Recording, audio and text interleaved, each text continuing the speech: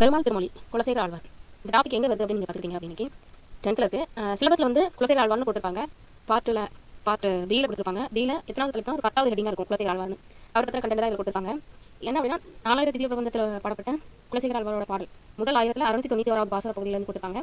அதில் வந்து 105 பாடல்கள் இருக்குது. 5ஆம் திருமொழியில் இருக்குது. இதன் பாடி வந்து குலசேகர ஆழ்வார் ஒரு காலம் 8ஆம் நூற்றாண்டு. சரிங்களா? இதில் வந்து என்ன பாசனம் கொடுத்துருக்காங்க அப்படின்னாக்கி பாடல் எண் 691. ஒரு மருத்துவர்கிட்ட போனால் அது கண்டிப்பாக ஊசி விட பண்ணுறது நமக்கு புண்ணாக இருந்தால் அதுக்கு ட்ரீட்மெண்ட் பண்ணுவார்.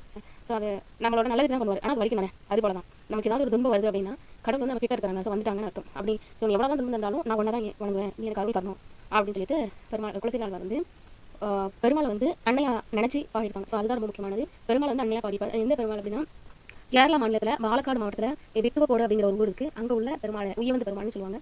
ஸோ அவரை வந்து அன்னையா நினச்சி பாடிப்பார். ஸோ பாடலை பார்த்துலாம். வாழாளருக்கு சுழினும் மருத்துவன் பால் மாளாத காதல் நோயாளன் போல் மாயத்தால் மீளா துயர்த்தலினும் வித்துவ கோட்டமா நீ ஆளா உணர்வுடைய பார்ப்பேனே அடியானே அப்படின்னு சொல்லி முடிச்சிருக்காங்க. இதுதான் அந்த பாடல். அதில் என்ன சொல்லியிருக்காங்கன்னா மருத்துவ உடலில் ஏற்பட்ட பொண்ணு கத்தியால் அறுத்து சுட்டா அது நன்மைக்கு அப்படின்னு நோயாளி உணர்ந்துறாங்க.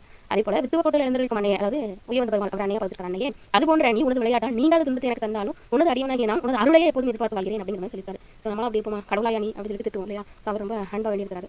நம்மளும் இந்த கான்செப்டை புரிஞ்சுக்கணும். ஸோ இது வந்து சயின்ஸ் அண்ட் டெக் அப்படிங்கிற டாப்பிக்கில் வந்து எல்லாருக்கும் தெரிஞ்சிருக்கும். சயின்ஸ் அண்ட் டெக் அதாவது இயல்பை எப்படி பார்க்கணும்னு தெரிஞ்சுருக்காங்க. தெரியலன்னா சொல்லுங்கள், அதை நான் உங்களுக்கு அது ஒரு ஃபுல் வீடியோவே போட்டுறேன். இந்த கான்செப்ட்டில் இல்லை தான் பெருமாள் திருமொழி குலசேகர ஆழ்வாரில் உள்ள பாடல் வந்து 10th வந்து நமக்கு கொடுத்துருக்காங்க. 10th ஸ்டாண்டர்டில் தான் இதே மாதிரி குலசேகர ஆழ்வார் பார்த்த கண்டென்ட் வேறு எல்லாம் இருக்குது அப்படின்னு பார்த்தீங்கன்னா ஓல்டு புக் 10th 4000 திவ்ய பிரபந்தமே கொடுத்துருப்பாங்க. அதே ஓல்டு புக் 12th திருமால் அப்படின்னு சொல்லி கொடுத்துருப்பாங்க. சரிங்களா? போய் பார்க்க தெரியும். ஸோ இதில் இந்த பாடல் பார்த்த கண்டென்ட் தான்.